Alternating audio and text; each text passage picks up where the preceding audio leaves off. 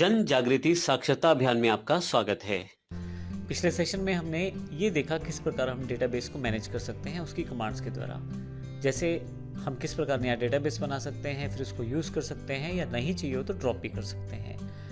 लेकिन डेटाबेस क्यों बनाते हैं? एग्जैक्टली डेटाबेस में हम काफ़ी सारे टेबल्स को बना के रख सकते हैं और फिर उस टेबल में हम कार्य कर सकते हैं। डेटाबेस एग्जैक्टली एक कंटेनर की तरह है, जैसे यहाँ पे एग्जाम्पल में दिखाया भी गया है।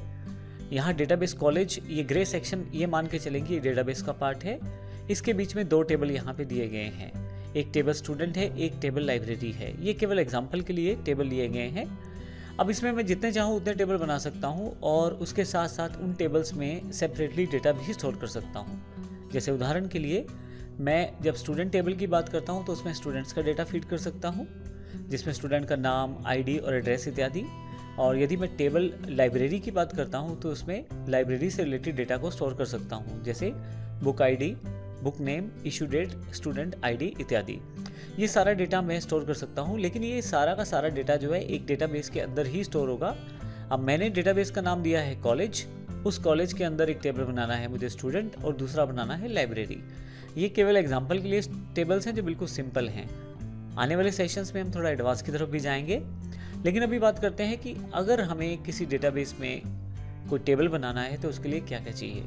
अब हमारे पास यहाँ पे यदि ध्यान दें तो टेबल बनाने के लिए आपके पास ये स्टेप्स दिए गए हैं। अगर सिंपल स्टेप्स में डिफाइन किया जाए तो सबसे पहले आपको टेबल का नाम बताना है, उसके बाद नेम ऑफ फील्ड्स या कॉलम्स जो आप बनाना चाहते हैं, और जब भी आप नेम ऑफ फील्ड बताएंगे साथ में ये भी बताएंगे कि उसमें किस प्रकार का डेटा स्टोर हो, data type of fields.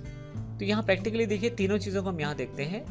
Table बनाने के लिए जो कमांड है वो है क्रिएट टेबल।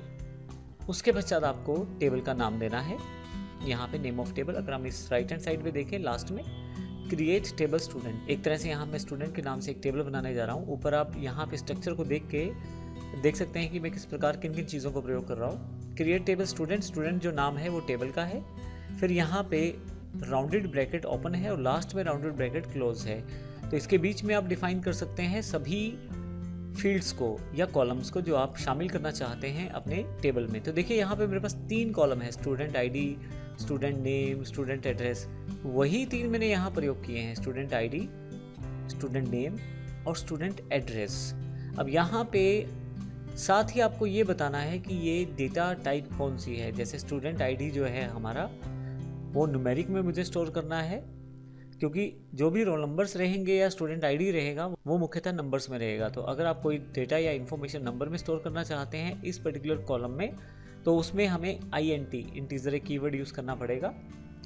उसके पश्चात स्टूडेंट का नाम आप स्टोर करना चाहते हैं, जैसे यहाँ पे वन्ना, नैना, भारती इत्यादि नाम स्टोर किए गए हैं। तो ये जो नाम रहेंगे ये मैं चाहता हूँ कि नाम स्टोर कर सकूँ अक्षरों में, तो उसके लिए मैं where का प्रयोग कर लेता हूँ और बीच में मैक्सिमम लिमिट दे सकता हूँ कि 100 अक्षर तक का नाम मैं स्टोर कर सकता हूँ।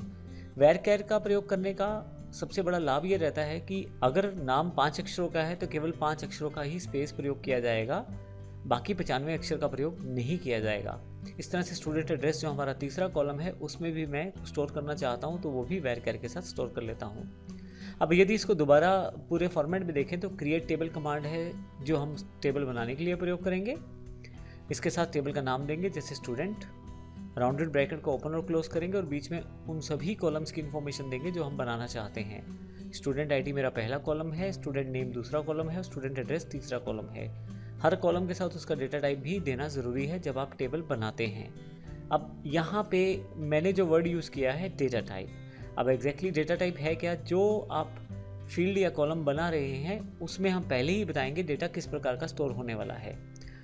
अब यहाँ पे मैं अभी डेटा टाइप को डिस्कस नहीं करने वाला। डेटा टाइप के लिए हमारे पास अगला सेशन है जिसमें हम देखेंगे कौन कौन सी डेटा टाइप है और MySQL में इन्हें किस प्रकार प्रयोग किया जा सकता है और कौन कौन से इनके फीचर्स हैं। लेकिन अभी हम देखने वाले हैं कि हम अगर स्टूडेंट टेबल बनाना चाहें तो किस प्रकार बना सकते हैं। तो आइए देखते हैं प्रैक्टिकली इसको प्रयोग करके। तो यहाँ इसके लिए क्योंकि मुझे क्वेरी रन करनी है तो यहाँ पे MySQL क्वेरी बॉक्स में मैं आ गया हूँ यहाँ पे। और सबसे पहले देखिए हमें ये बताना है कि कौन सा डेटाबेस यूज़ करना है। मैंने पिछले सेशन में एक कॉलेज डेटाबेस बनाया था, उसको मैं यूज़ करूँगा। इसके लिए मैं यहाँ पे यूज़ कॉलेज कमांड का यूज़ करूँगा। देखिए यूज़ से हम डेटाबेस को यूज़ कर पाएंगे। यूज़ कॉलेज क्योंकि डेटाबेस का नाम कॉलेज है। एक से ज़्यादा स्टेटमेंट होने पे सेमीकोलन ज़रूर लगाएं, मैंने लगा दिया है। यहाँ पे मुझे कॉलेज डेटाबेस के अंदर ही टेबल बनाना है। हमने पिछले सेशन में देखा था कि कॉलेज डेटाबेस बिल्कुल ब्लैंक है, अभी उसमें कोई भी टेबल नहीं है। आप उसको यहाँ से भी चेक कर सकते हैं। अगर यहाँ प्लस पे क्लिक करेंगे तो यहाँ खाली आएगा।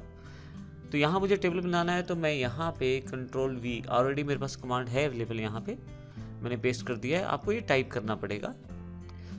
ज़रूरी नहीं है कि आप इसी स्ट्रक्चर में टाइप करें, आप कॉन्टिन्यूसली एक लाइन में भी ये सारा का सारा कमांड लिख सकते हैं।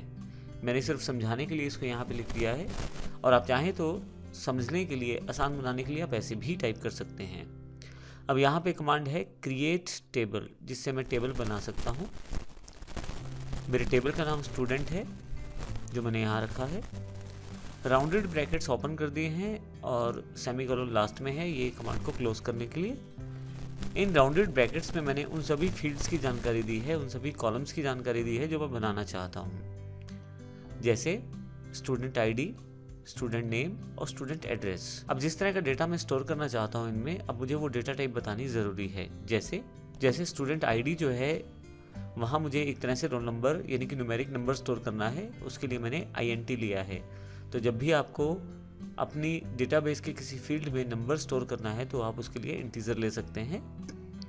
इसके पश्चात स्टूडेंट नेम के लिए मैंने var लिया है, ताकि मैं अपनी इन्फॉर्मेशन को कैरेक्टर्स में स्टोर कर पाऊँ, मैं स्टूडेंट के सभी नाम को स्टोर कर पाऊँ।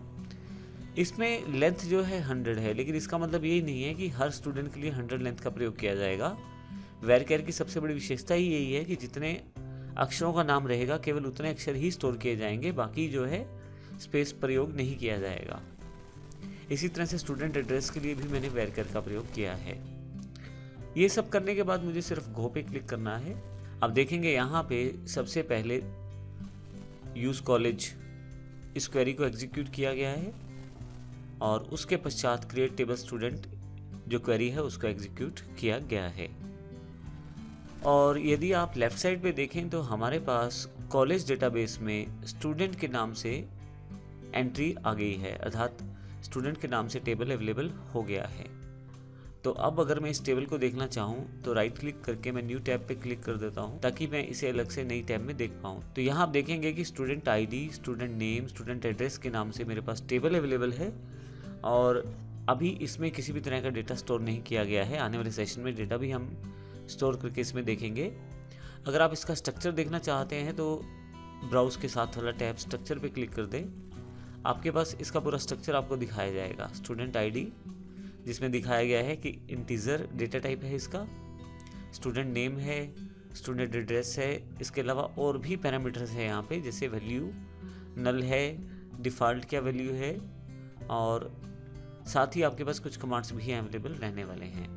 इनमें मैं कुछ कमांड्स को यहाँ पे ब्रीफ में बताना चाहूँगा। जैसे प्राइमरी यदि आप ऑन कर दें तो उसका अर्थ ये रहेगा कि आप सभी रोज में यूनिक वैल्यू ही डाल पाएंगे, अर्थात स्टूडेंट आईडी को अगर मैं प्राइमरी सेटअप कर देता हूं तो स्टूडेंट आईडी में जो वैल्यूज़ डाली जाएंगी वे सभी अलग अलग होनी चाहिए।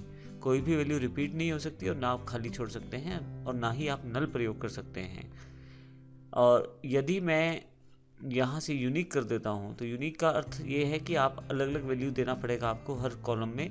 यदि आप यहाँ से यूनिक कर लेते हैं तो स्टूडेंट आईडी में हर सेक्शन में आपको अलग अलग वैल्यू देना पड़ेगा। हालांकि हम इन सभी ऑप्शंस को आने वाले सेशंस में एडवांस रूप में पढ़ने वाले हैं, लेकिन अभी ब्रीफ में मैंने आपको बताया है केवल। तो हमारा जो स्ट्रक्चर है स्टूडेंट आईडी, स्टूडेंट नेम और स्टूडेंट एड्रेस यहाँ पे बन चुका है। और यहाँ से आप यदि लेफ्ट साइड पे कॉलेज पे चले जाते हैं तो डायरेक्टली आप डेटाबेस पे जा सकते हैं। तो इस तरह से मैं स्टूडेंट को दोबारा क्लिक कर सकता हूँ। तो इस तरह से हमने देखा कि किस प्रकार हमने आसानी से अपने टेबल को क्रिएट कर लिया है। इस सेशन में हमने टेबल को बनाना सीखा है। अगले सेशन में हमें टेबल से रिलेटेड जो हमने डेटा टाइप्स का छोटा सा इंट्रोडक्शन लिया है इस सेशन में, उसको कंप्लीट रूप में देखना है। MySQL में हम कौन कौन सी डेटा टाइप्स का प्रयोग करते हैं और किस प्रकार से हम अपनी प्रोग्रामिंग में उसका बेनिफिट ले सकते हैं, इन सभी फीचर्स को हम अगले सेशन से देखना शुरू करेंगे। धन्यवाद।